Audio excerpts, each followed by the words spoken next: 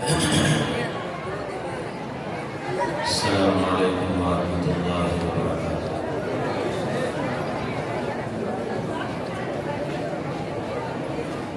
بسم اللہ الرحمن الرحیم۔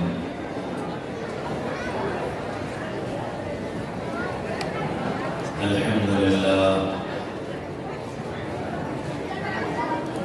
للہ الذی رفع السماوات بغیر عمد ترونها وألقى في الأرض رواسي أن تميد بكم وجعل فيها فجاجا سبلا لعلكم تهتدون ونشهد أن لا إله إلا الله وحده لا شريك له ونشهد أن سيدنا ونبينا ومولانا محمدا عبده ورسوله وصلى الله عليه وعلى آله وأصحابه وأزواجه وبارك وسلم تسليما كثيرا كثيرا أما بعد فأعوذ بالله من الشيطان الرجيم بسم الله الرحمن الرحيم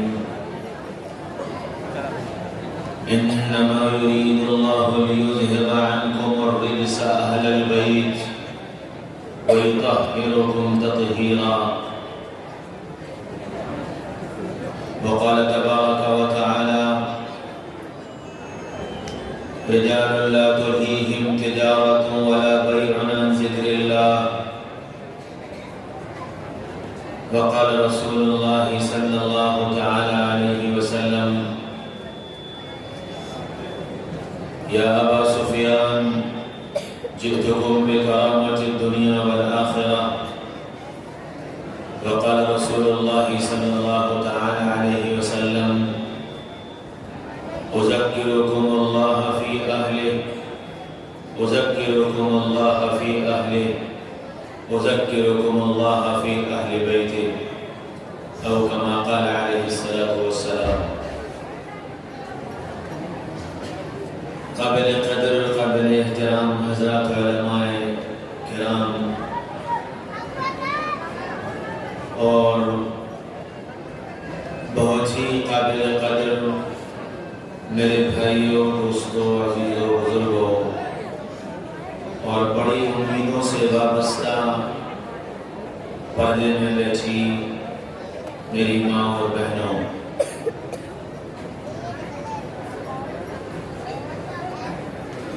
دنیا میں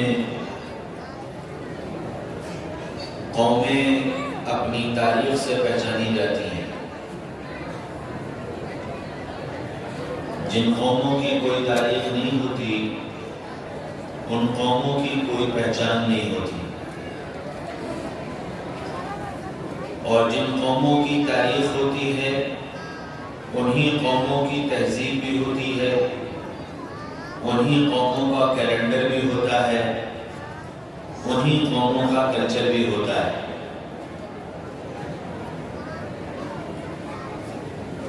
کچھ قومیں علاقائی ہوتی ہیں اور کچھ قومیں عالمی ہوتی ہیں۔ عالمی قوموں کو اپنی عالمی تاریخ بنانی پڑتی ہے اور عالمی قوموں کو اپنی عالمی تہذیب بنانی پڑتی ہے،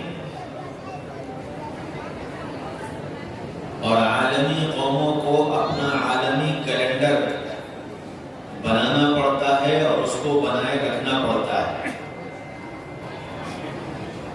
یہ بات ساری دنیا جانتی ہے کہ الحمدللہ ثم الحمدللہ مسلمان ایک عالمی قوم ہے، اور ساری دنیا میں کم یا زیادہ الحمدللہ پائے جاتے ہیں، اور اللہ کا شکر ہے کہ اسلامی تہذیب بھی عالمی تہذیب ہے، اور یہ بھی اللہ کا فضل ہے کہ دنیا میں اگر عالمی سطح پر کیلنڈر جانے اور پہچانے جاتے ہیں تو ان کیلنڈروں میں ایک کیلنڈر اسلامی کیلنڈر ہے جو عالمی سطح پر جانا اور پہچانا جاتا ہے۔ اور اس کی وجہ یہ ہے کہ الحمدللہ اسلام کی اپنی ایک تاریخ ہے، اور یہ تاریخ حضرت حسین رضی اللہ عنہ سے نہیں، محمد رسول اللہ صلی اللہ علیہ وسلم سے نہیں، بلکہ ابتدائے انسانیت سے وابستہ ہے۔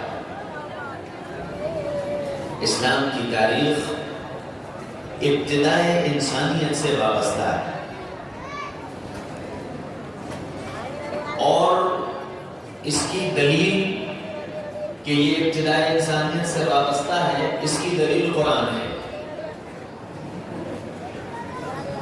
قرآن نے آدم علیہ السلام سے لے کر کے اور قیامت تک آنے والے اور گزرے ہوئے حالات کو یا بیان کیا ہے یا ان کی طرف اشارہ کیا ہے، اور جس دور اور جس زمانے کی تاریخ کو سمجھنا اور پڑھنا ہو، ابتدا اگر قرآن سے ہوگی تو انشاءاللہ اس دور اور اس زمانے کی تاریخ مدلل مل جائے گی۔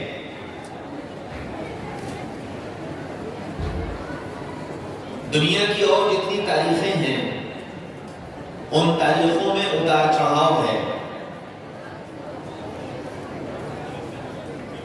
کمیاں ہیں یا زیادتیاں ہیں، لیکن اللہ کا فضل ہے کہ اسلام کی تاریخ محفوظ ہے اور مدلل ہے۔ سیدنا محمد رسول اللہ صلی اللہ علیہ وسلم اور پھر آپ کے صحابہ اور اس کے بعد تابعین اور پھر بزرگان دین علماء کرام آج تک امت کو وہ تاریخ یاد دلاتے رہتے ہیں۔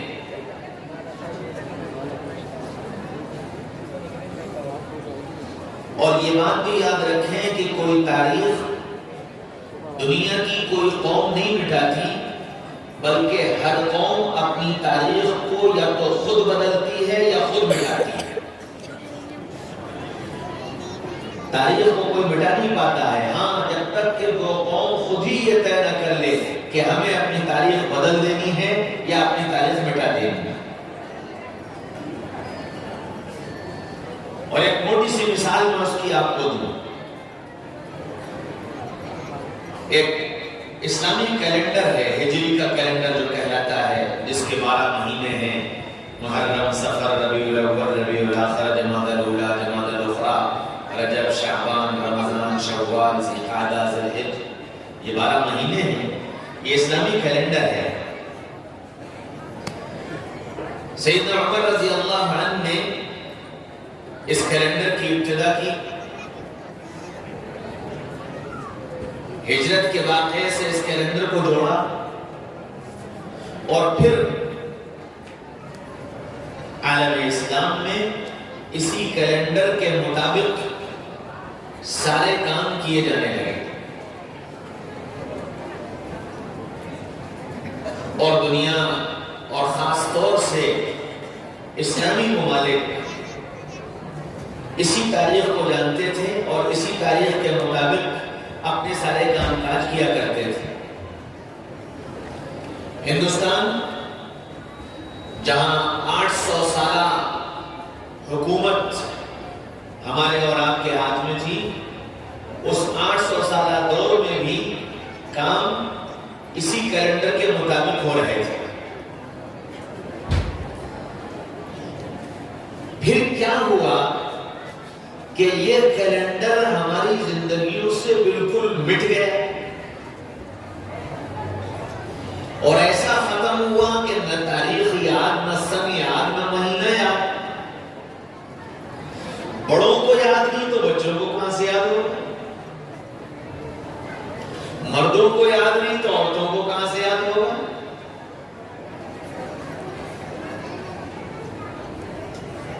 آپ شکایت یہ کریں گے کہ چونکہ انگریزی تاریخ کا رواج ہو گیا اس لیے یہ تاریخ ختم ہو گئی اور یہ کیلنڈر ختم ہو گیا۔ انگریزی کیلنڈر کا رواج کیسے ہو گیا؟ انگریز تو صرف اس ملک میں 90 سال کے لیے آیا تھا، آپ 800 سال اس ملک میں رہے تھے اور حاکم بن کر رہے تھے، مکمل اختیارات کے ساتھ رہے تھے۔ تصور یہ ہے کہ انگریز آیا تھا اس ملک کو انگریز بنانے اور وہ انگریز نہیں بنا پایا تو ملک چھوڑ کے چلا گیا۔ ایسا نہیں ہے، وہ ہم کو یہاں عیسائی بنانے نہیں آئے تھے، وہ عبداللہ کو مائیکل اور عبد الرحمن کو جیکب بنانے کے لیے نہیں آئے تھے، وہ عبداللہ کو عبداللہ رہتے ہوئے اور عبد الرحمن کو عبد الرحمن رہتے ہوئے اپنے رنگ میں رنگنے کے لیے آئے تھے، اور اتنی تندہی سے اس کام کو کیا کہ 90 سال کے عرصے میں اپنی تہذیب، اپنا کلچر، اپنا لباس، اپنا چہرہ، اپنا کیلنڈر، اپنے طور طریق، اپنا حساب و کتاب سب کچھ مسلط کر کے چلے، اور میں نے اور آپ نے سب کچھ قبول کر لیا۔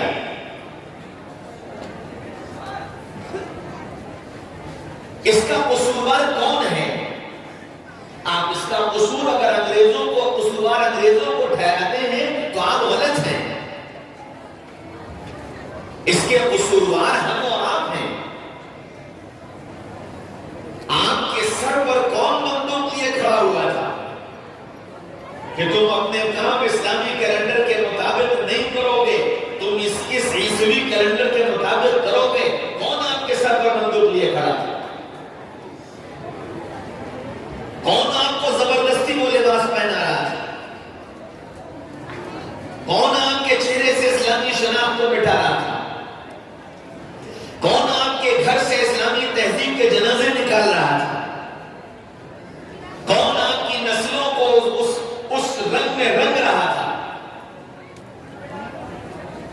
میرے بھائیوں، دوستوں، عزیز بزرگوں اور میری بہنوں، یہ سارا کام ہم نے خود کیا ہے۔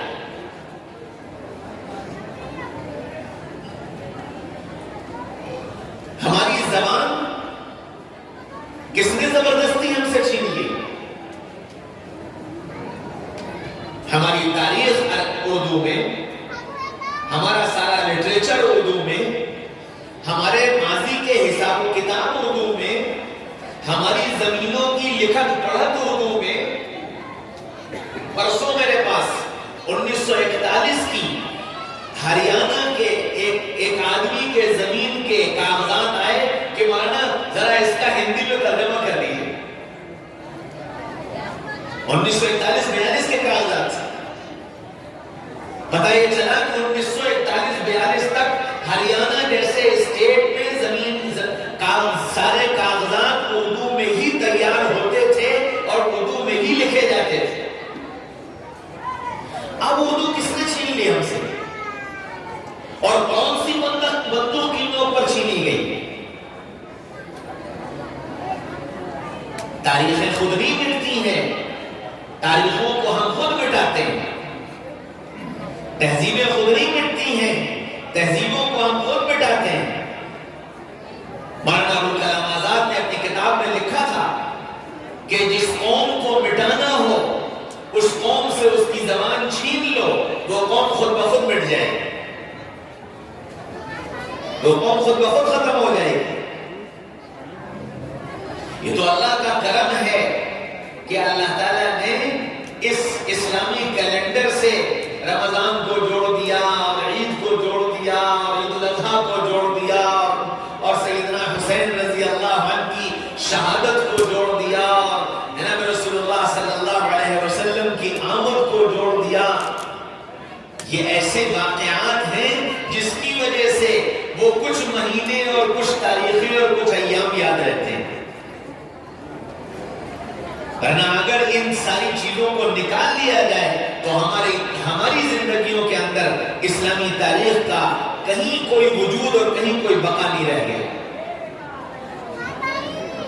اور علماء نے لکھا ہے کہ اگر پورے محلے میں کوئی آدمی اسلامی تاریخ کا جاننے والا نہیں ہے تو پورا محلہ گناہگار ہے۔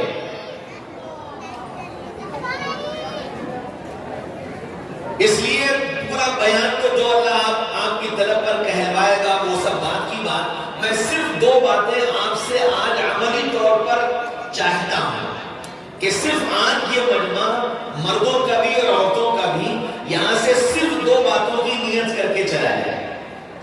مجھے اللہ کی ذات سے امید ہے کہ اگر ان دو باتوں کی نیت آپ نے کر لی تو آئندہ آنے والے سال میں اگر اللہ نے زندگی دی اور ہماری آپ کی ملاقات ہوئی تو آپ میں سے اکثریت کو ہوگی جو یہ کہے گی کہ الحمدللہ ورنہ پورے سال اسلامی تاریخ اور اسلامی کیلنڈر یاد رہا۔ اور بہت چھوٹے چھوٹے عمل ہیں، کوئی بہت لمبے چوڑے نہیں۔ کرو گے؟ دیکھو قرآن کے 30 پارے ہیں اور چاند کی 30 تاریخیں ہیں۔ چاند کی پہلی تاریخ کو قرآن شروع کر کے 30 تاریخ کو قرآن مکمل کر لو، روزانہ ایک پارہ پڑھ لو، اسلامی تاریخ یاد رہے گی۔ پہلی تاریخ کو شروع کرو اور 30 تاریخ کو ختم کر لو۔ اگر یہ نیت کر لو گے کہ انشاءاللہ روزانہ چاہے کچھ ہو جائے قرآن کا ایک پارہ مجھے پڑھنا ہے، اچھا چھوٹ جائے تو اگلے دن 2 پڑھ لو، تھوڑا سا رہ گیا نہیں پڑھ پائے تو دوسرے دن 2 پڑھ لو۔ تاریخ بہت آسانی سے یاد رہے گی کہ آج کون سا پارہ پڑھا تھا، آج 10واں پارہ پڑھا تھا، 10ویں تاریخ ہے، تاریخ یاد رہے گی۔ ایک بات۔ دوسری بات، آپ کے اس میں بہت بڑی تعداد ایسی بیٹھی ہوگی جن کی فیکٹریاں ہوں گی، جن کے دکانوں پر کام کرنے والے ملازم ہوں گے، جن کے گھر میں کام کرنے والی نوکرانیاں ہوں گی، جو اپنے گھر پر اپنی بیویوں کو ماہانہ خرچہ دیتے ہوں گے، اپنی اولاد کو اگر وہ باہر رہتی ہے تو پڑھنے کا خرچہ بھیجتے ہوں گے، اگر مقام پر رہتی ہے تو جیب خرچ دیتے ہوں گے۔ یہ چھوٹے چھوٹے چیزیں ہر ایک کی زندگی سے جڑی ہوئی ہیں۔ صرف اتنی سی بات طے کر لو کہ اپنے نوکروں کو تنخواہ چاند کی تاریخ کے حساب سے دیں گے، بیوی کو خرچہ چاند کی تاریخ کے حساب سے دیں گے، اپنے بیٹوں کو ماہانہ خرچہ چاند کی تاریخ کے حساب سے بھیجیں گے، اپنے بچوں کو جیب خرچ چاند کے حساب سے دیں گے، اپنے جتنے بل جمع کرتے ہو چاند کی تاریخ کے حساب سے جمع کریں گے۔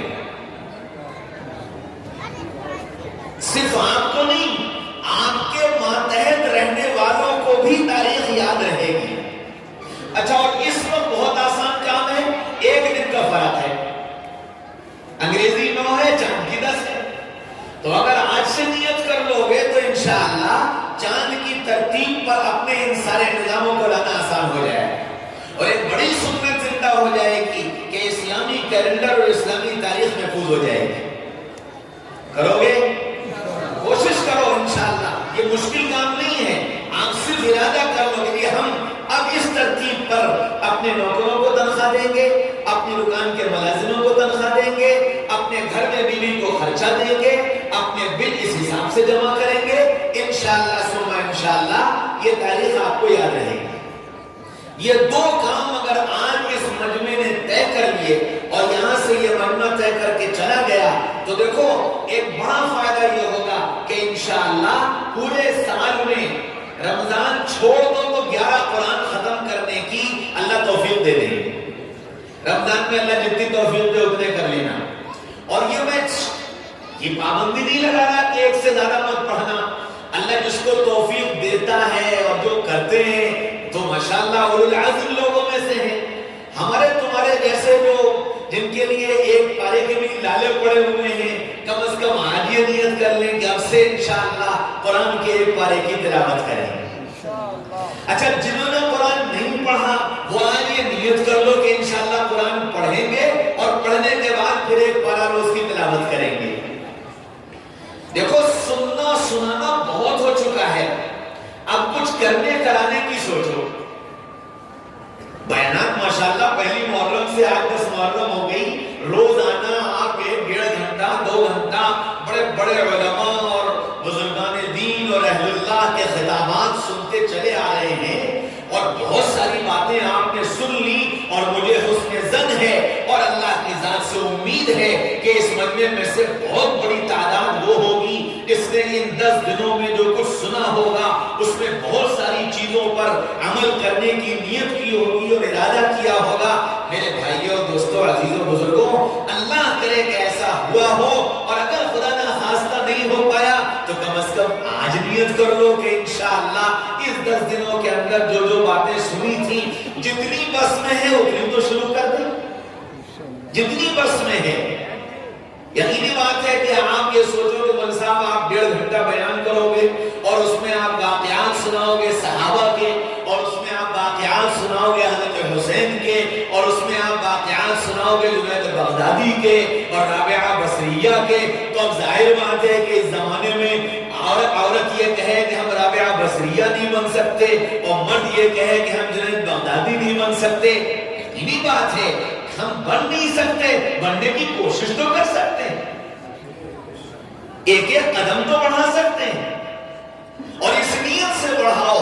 اللہ کے نبی صلی اللہ علیہ وسلم نے فرمایا کہ کوئی شخص قرآن یاد کرنا شروع کرے اور یہ نیت کرے کہ میں قرآن حفظ کروں گا، قرآن یاد کرنا شروع کرے اور ایک آیت یاد کرے، پورے مہینے میں 30 آیتیں یاد کی اور پھر 31ویں دن وہ اللہ کو پیارا ہو گیا۔ اللہ کے نبی صلی اللہ علیہ وسلم نے فرمایا کہ یہ 30 آیت کا یاد کرنے والا کل قیامت کے میدان میں حافظ قرآن بنا کر اٹھایا جائے گا، صرف اس نیت پر کہ اس نے نیت کر لی تھی کہ میں حافظ بنوں گا، اور اس کے لیے ایک قدم بڑھانا شروع کر دیا تھا۔ میرے بھائیوں، دوستوں، عزیزوں، بزرگوں، ہم حسن بصری نہیں بن سکتے، ہم جنید بغدادی نہیں بن سکتے، ہم رابعہ بصریہ نہیں بن سکتے، ہم شعبانہ نہیں بن سکتے، ہم اس جیسا بننے کی کوشش تو شروع کر سکتے ہیں، مر گئے تو اللہ کے یہاں کل قیامت کے میدان میں انشاءاللہ ان کے قدموں میں کھڑے کر دیے جائیں گے۔ یہ کوئی معمولی سودا ہے، یہ کوئی معمولی کامیابی ہے، اس لیے اتنی نیت، کچھ نہ کچھ کرنے کرانے کی نیت کہ ہم مجمع سے کچھ نیت لے کر کے جائیں، کچھ ارادہ کر کے جائیں۔ تو میں نے بہت لمبا چوڑا آپ سے ارادہ نہیں کروایا، بہت چھوٹی سی نیت کروا رہا ہوں۔ چاند کی تاریخ کے حساب سے قرآن کی تلاوت اور چاند کی تاریخ کے حساب سے اپنے سارے اخراجات، بس ان 2 چیزوں کی نیت کر کے چلے جاؤ۔ باقی تو آپ کو سب نے بتایا ہوگا، نمازوں کے بارے میں اور وظائف کے بارے میں اور عبادات کے بارے میں اور قربانیوں کے بارے میں، جو جتنے بڑے لوگ ہیں انہوں نے اپنی بڑائی کے اعتبار سے آپ کے سامنے اپنی بات رکھی ہوگی۔ میں تو خود بہت چھوٹا آدمی ہوں، اس لیے بہت چھوٹی سی بات میں آپ کے سامنے رکھا ہوں۔ صرف اتنی سی بات اگر عملی طور سے آپ طے کر لیں گے تو انشاءاللہ بہت بڑا کام ہو جائے گا۔ تاریخ کو زندہ رکھنے کا صرف ایک ہی طریقہ ہے، اور جب آپ اپنی زندگی میں چاند کی ان تاریخوں کو زندہ رکھو گے تو پھر انشاءاللہ اسلامی تاریخ میں جتنے کارنامے ہوئے ہیں اللہ تعالیٰ خود بخود ان کو جاننے کی طلب پیدا کر دیں، اس کی فکر پیدا ہو جائے گی کہ اس کی حقیقت کیا ہے، اس کا اصل پیغام کیا ہے۔ چنانچہ یہ محرم کا مہینہ خیر کا، برکتوں کا اور اسلامی تاریخ کے عجیب عجیب واقعات کا مجموعہ ہے۔ یہ محرم کا مہینہ ابتدائی دنیا سیدنا آدم علیہ السلام دنیا میں اتارے گئے، ہمارے تمہارے وجود کو اس دنیا میں لانے کے لیے ایک غلطی ان سے کروائی گئی اور کروا کر پھر انہیں دنیا میں بھیجا گیا، اور پھر اس غلطی کے لیے توبہ کا ایک عرصہ دیا گیا، پھر وہ توبہ قبول ہوئی تو اسی محرم کے مہینے اور اسی 10 محرم میں نوح علیہ السلام کی قوم پر عذاب مسلط کیا گیا اور اس عذاب میں پوری قوم کو تباہ و برباد کیا گیا، صرف کشتی کے لوگ بچے۔ وہ کشتی پہاڑ پر جا کر کے لگی اسی محرم کے مہینے میں اور اسی 10 محرم میں۔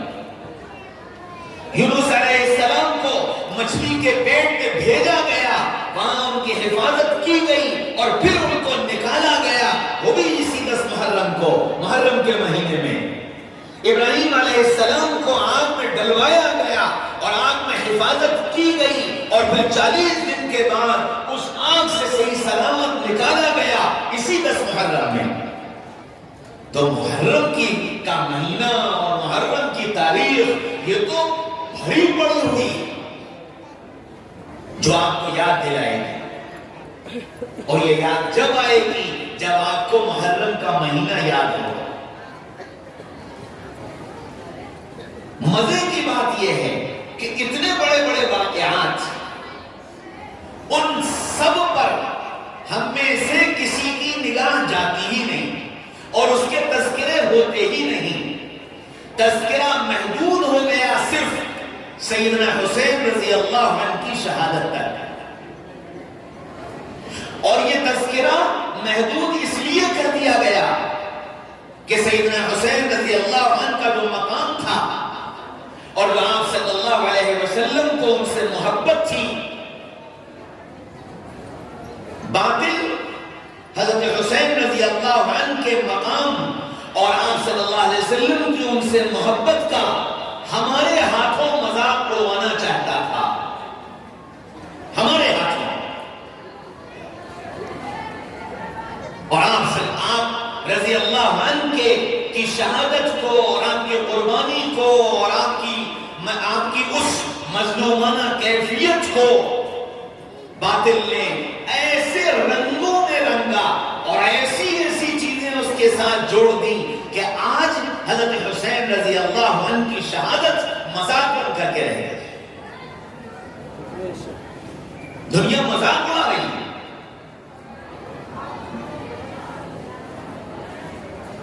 جبکہ حضرت حسین رضی اللہ عنہ سے محبت، آل رسول سے محبت اور نبی پاک صلی اللہ علیہ وسلم سے محبت کا اثر تو یہ تھا کہ محرم کا مہینہ شروع ہوتا ہمارے چہروں سے مسکراہٹ چلی جاتی، لیکن آپ بازاروں میں چلے جاؤ اور راتوں کو چکر ذرا لگاؤ، کوئی ایک چہرہ لا کر دکھا دو جس کے بارے میں یہ کہا جا سکے کہ یہ بڑا غمگین آدمی ہے اور اس کی طبیعت پر اور اس کے چہرے پر سیدنا حسین رضی اللہ عنہ کی شہادت کا اور ان کے تکلیفوں کا درد اس کے چہرے سے نظر آ رہا ہے، کوئی ایک چہرہ دکھا دو۔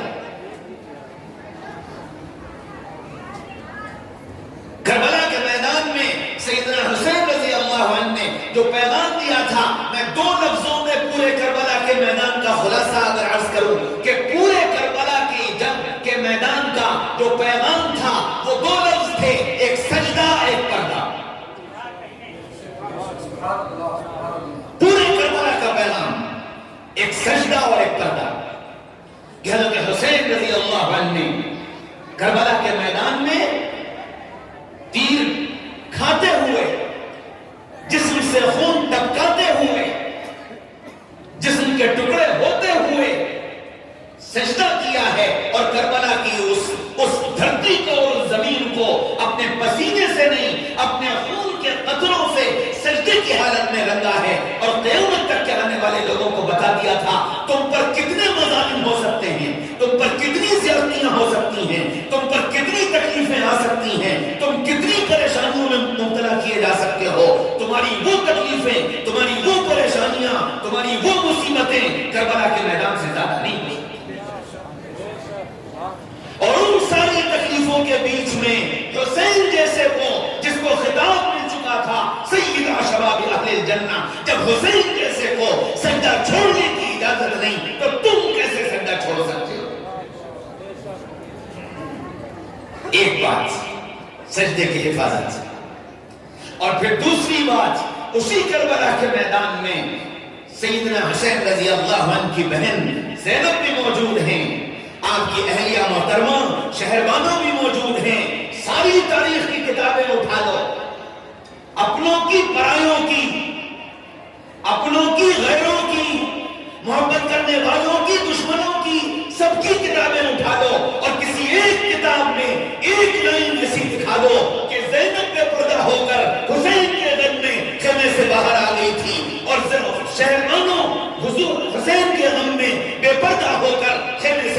گئی تھی. کوئی ایک لکیر دکھا دو. اور اس تکلیف کے میدان میں جہاں ہوش فاختہ ہو جاتے ہیں، جہاں گود کا بچہ تڑپتا ہوا لا کر کے گودی میں ڈال دیا گیا ہو، جہاں بھائی کی کٹی گردن نظر آ رہی ہو، جہاں شوہر کے جسم کے ٹکڑے نظر آ رہے ہوں، جہاں چیخ کر اور تڑپ کر آوازیں نکل رہی ہوں، واہ محمدہ واہ محمدہ، ہائے محمد ہائے محمد صلی اللہ علیہ وسلم، آؤ تو صحیح، دیکھو تو صحیح، آؤ تمہارے نواسے کے ساتھ کیا ہوا. ایسے واویلے مچ رہے ہوں اور ان واویلوں کے بیچ میں زینب کے چہرے سے نقاب نہ ہٹے، سر سے آنچل نہ ہٹے، شہربانوں کے چہرے سے نقاب نہ ہٹے، سر سے آنچل نہ ہٹے. ساری دنیا کی عورتوں کے لیے ایک مثال قائم کر دی گئی. تم پر کتنے ظلم ہو سکتے ہیں، تم پر کتنے درد آ سکتے ہیں، تم پر کتنی تکلیفیں آ سکتی ہیں، زینب اور شہربانوں سے زیادہ نہیں ہو سکتی. پھر تم سرے بازار بے پردہ کیسے پھرتی؟ کربلا کا پیغام ہے دو لفظوں میں یاد کر کے چلے جانا اور ساری دنیا کو یہ بتانا کہ کربلا کا پیغام اگر سننا چاہتے ہو تو یہ دو لفظ یاد کر لو کہ حضرت حسین رضی اللہ عنہ نے دو لفظ دیے تھے، سجدہ اور پردہ. مردوں کے لیے سجدہ، عورتوں کے لیے پردہ. میرے بھائیوں، دوستوں، عزیزوں، بزرگوں، اور ایسی قربانی کو مذاق بنا دیا گیا، کھلواڑ بنا دیا گیا. حضرت حسین رضی اللہ عنہ پیاسے ہیں، ساتھ بچہ پیاسا ہے. بہن بھائی کے پاس اس بچے کو بھیجتی ہے کہ بھیا اس کو لے جاؤ، اس کو تو پانی مل ہی جائے گا، اس کو دشمن پانی دینے سے منع نہیں کریں گے. ان دشمنوں کے بھی اپنے چھوٹے چھوٹے معصوم بچے ہیں، اس بچے کو لے کر جاؤ، اسے تو پانی مل جائے گا. لیکن اس بچے کو بھی پانی کے بجائے تیر ملا تھا اور اس تیر سے خون کا فوارہ چھوٹا تھا اور حضرت حسین رضی اللہ عنہ نے اس خون کے فوارے کو اپنے ہاتھوں میں لے کر آسمان کی طرف یوں اچھالا اور یوں کہا، اے اللہ آپ دیکھ رہے ہیں نا، آپ دیکھ رہے ہیں نا، اے اللہ اگر آپ راضی ہیں تو میں بھی راضی ہوں، میں بھی راضی ہوں. پیاسے تھے، ایک دن، دو دن، تین دن کے پیاسے ہیں اور اس پیاس کا غم، اس پیاس کا درد، اس پیاس کی تکلیف شربت پی پی کر منائی جائے، شربت پلا پلا کر منائی جائے. کتنا مذاق اڑاؤ گے میرے حسین، کتنا مذاق اڑاؤ گے. شرم نہیں آتی، کلیجے نہیں پھٹ جاتے تمہارے کہ یہ کیا کر رہے ہو؟ کچھ خیال نہیں آیا کہ نبی پاک صلی اللہ علیہ وسلم کو حسین سے کتنا پیار تھا. ہمارے اس عمل پر کیا حضور خوش ہو گئے کہ میرے لخت جگر کے ٹکڑے ٹکڑے کر دیے گئے، پیاسا مرنے پر مجبور کر دیا گیا، اور یہ ان کے غم شربت پی پی کر مناتے ہیں. کون سی دیوانگی ہے؟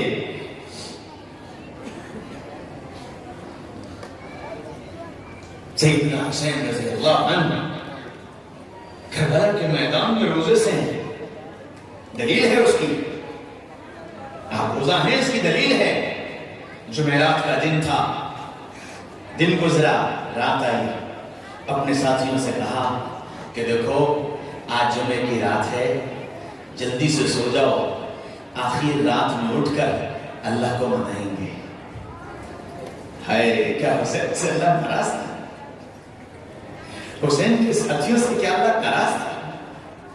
لیکن کیا فرمایا کہ جلدی سے سو جاؤ، آخر رات میں اٹھ کر اللہ کو منائیں گے، آج جمعے کی رات. خود بھی سوئے، ساتھیوں کو بھی سلایا، اور پھر یوں کہا کہ پتہ نہیں کل کی رات ہم کو ملے گی بھی کہ نہیں ملے گی. گویا یہ بات گویا طے نظر آ رہی تھی. موت اس طرح سر پر منڈرا رہی تھی کہ ہر آدمی یہ سمجھتا تھا کہ اب اگلی رات ملنے والی نہیں ہے.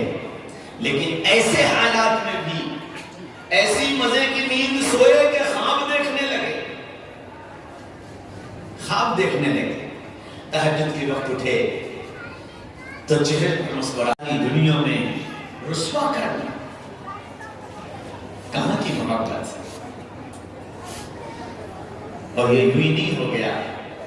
اس کے پیچھے باطل کی پوری ایک سازش تھی کہ کہیں ایسا نہ ہو کہ حضرت حسین رضی اللہ عنہ کی وہ اولو العزمی اور وہ جوان مردی اور وہ ہمت اور وہ صبر اور وہ استقامت اور وہ اللہ کا تعلق اور وہ اپنی جان کی قربانی، ان جذبات سے کہیں امت سرشار نہ ہو جائے. کہیں امت کے اندر یہ جذبات نہ پنپنے لگے.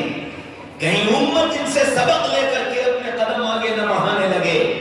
امت کے ان جذبات کو ختم کرنے کے لیے حضرت حسین رضی اللہ عنہ کے سارے کارنامے کو کھلواڑ بنا کر اور سارے کارنامے کو مذاق بنا کر ڈھول تاشوں کی نظر کر دیا، شربت اور کھانے اور پینے کی نظر کر دیا، اور ساری دنیا اسی میں لگ گئی.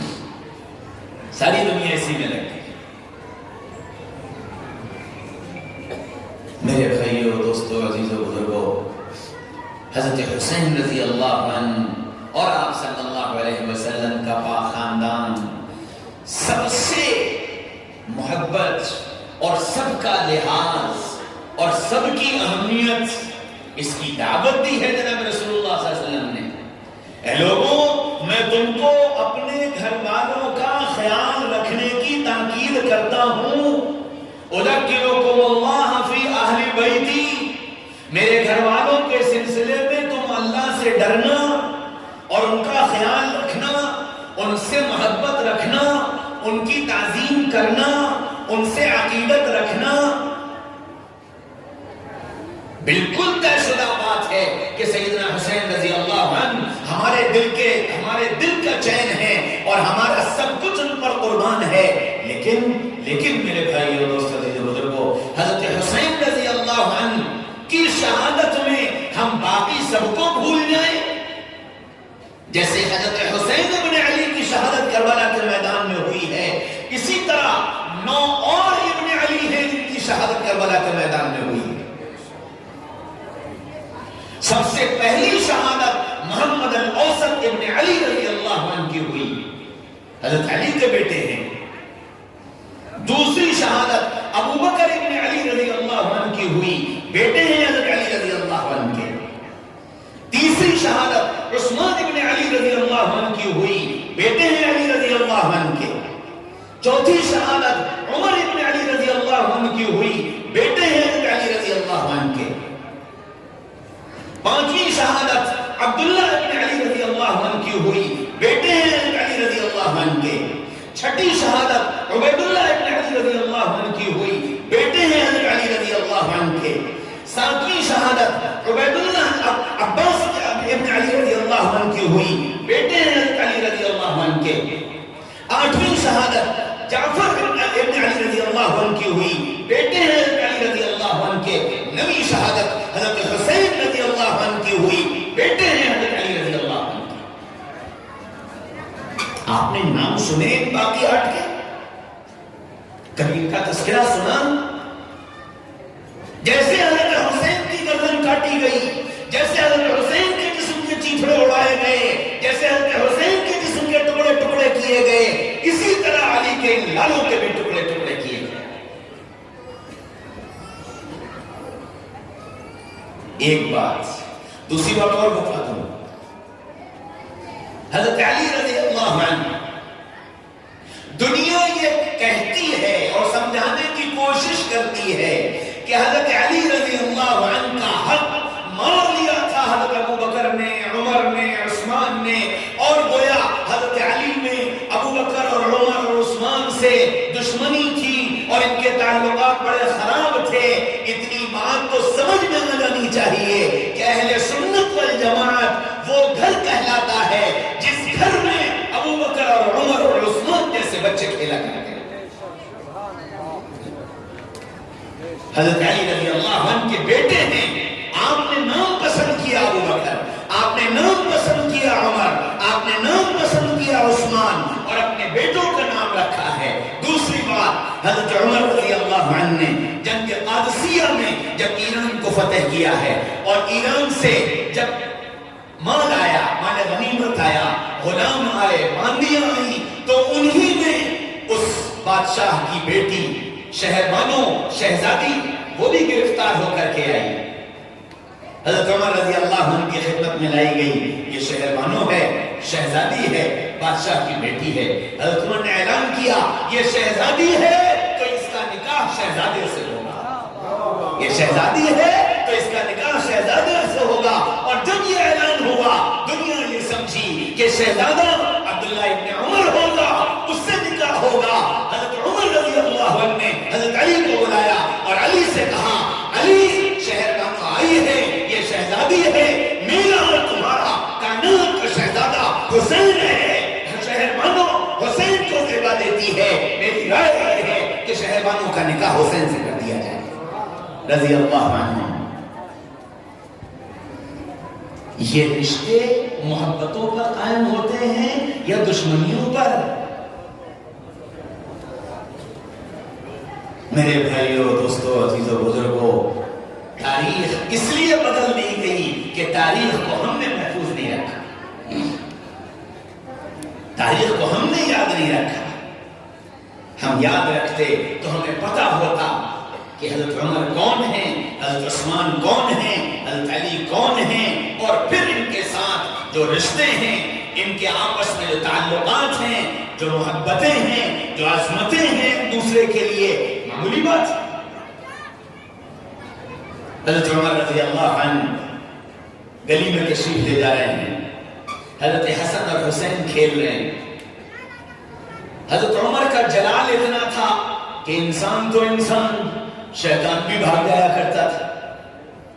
حضرت عمر گزرے تو بچے کوئی دائیں کوئی بائیں سب چھپ گئے۔ اب حضرت حسن اور حسین کا جو کھیل تھا وہ ختم ہو گیا، بچے تھے، غصہ آ گیا۔ حضرت عمر رضی اللہ عنہ کا ہاتھ پکڑ لیا، کہنے لگے کون ہیں آپ، کیا ہیں آپ، سوائے اس کے کہ میرے نانا کے غلام ہیں، سوائے اس کے کہ میرے نانا کے غلام ہیں، آپ نے ہمارا کھیل بگاڑ دیا۔ سیدنا عمر رضی اللہ عنہ وہیں بیٹھ گئے اور حضرت حسین رضی اللہ عنہ کو اپنے سینے سے چمٹا لیا اور یوں کہا، بیٹا کل قیامت کے میدان میں بھی کہہ دینا عمر میرے نانا کا غلام تھا، قیامت کے میدان میں بھی کہہ دینا عمر میرے نانا کا غلام تھا۔ ہم میرے بھائیوں، دوستوں، عزیزوں، بزرگوں، یوں صحابہ نے حضرت حسین رضی اللہ عنہ سے محبت کی۔ پرسوں کل میں ایک جج صاحب سے ملنے کے لیے گیا تو وہ جج صاحب کہنے لگے کہ میں ایک تقریر سن رہا تھا، اس میں ایک صاحب یہ کہہ رہے تھے کہ حضرت حسین رضی اللہ عنہ کے زمانے میں جو صحابہ تھے وہ سب حسین کے دشمن تھے اور کسی نے حسین کا ساتھ نہیں دیا۔ میں نے کہا کہ پتہ نہیں انہوں نے کس رو میں یہ بات کہہ دی، صرف اتنی سی بات میں ایک جملہ آپ سے کہتا ہوں کہ کربلا کے میدان میں آل رسول تو صرف 17 اور آگے کی روایت لے لو تو 22 آل رسول تھے، باقی اور کون تھے؟ باقی تو سب صحابہ تھے، صحابہ تھے، یہ صحابہ کی اولاد تھے۔ اور پھر حضرت حسین رضی اللہ عنہ سے محبت میں سارے صحابہ نے جو ان تک جا سکتا تھا اور جو ان تک پیغام پہنچا سکتا تھا، ہر ایک نے یہ کہا تھا کہ میرے نبی کے لاڈلے اور میرے نبی کی آنکھ کے تارے، دیکھو یہ کوفہ والے یہ بددینت ہیں، انہوں نے تمہارے باپ کے ساتھ دغا کی ہے، ہماری رائے ہرگز نہیں کہ تم ان کے پاس جاؤ۔ سب نے کہا تھا، سب نے کہا تھا۔ جب نہیں مانے تو یہ کہا کہ اچھا جانے سے پہلے اپنا ایک قاصد بھیج دو۔ جب بہت اصرار کیا تو مسلم ابن عقیل رضی اللہ عنہ کو بھیجا، وہ گئے، جا کر کے حالات کا جائزہ لیا، اور حضرت حسین رضی اللہ عنہ کے کوفہ پہنچنے سے پہلے ان کو مار دیا، مسلم ابن عقیل کو مار دیا۔ حضرت حسین رضی اللہ عنہ کے ذہن میں تھی اپنے بڑوں کی بات، صحابہ کی بات ذہن میں تھی۔ وہاں پہنچنے کے بعد جب کوفیوں نے منہ پھیر لیا تو حضرت حسین نے بورا بھر کر خطوط ان کے سامنے پلٹے اور یوں کہا، کیا تم نے یہ خط لے کر مجھ کو نہیں بھیجے تھے؟ کیا تم نے ان خطوں کے ذریعے مجھ کو نہیں بلایا تھا؟ اب تم کیوں منہ پھیرتے ہو؟ سب کہنے لگے، حسین یزید کے ہاتھ پر بیعت کر لو، تمہاری بلے بلے ہو جائے گی، تم جو چاہو گے وہ مل جائے گا، جنگ مت لڑو، مقابلے پر مت آؤ۔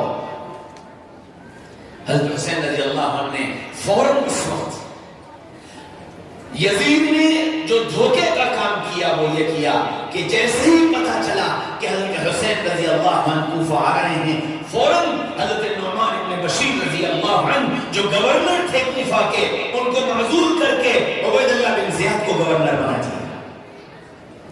عبید اللہ بن زیاد آیا تو اس نے کوفہ والوں کو جمع کیا اور یہ کہا ہے، کوفہ والوں میں تمہارے لیے ایک تحفہ لے کر آیا۔ سارے کوفہ والے جمع ہو گئے، اس نے میدان سے تلوار نکالی اور کہا، دیکھو یہ تحفہ لایا ہوں، جو یزید کے ہاتھ پر بیعت نہیں کرے گا اس کی گردن اڑا دوں گا۔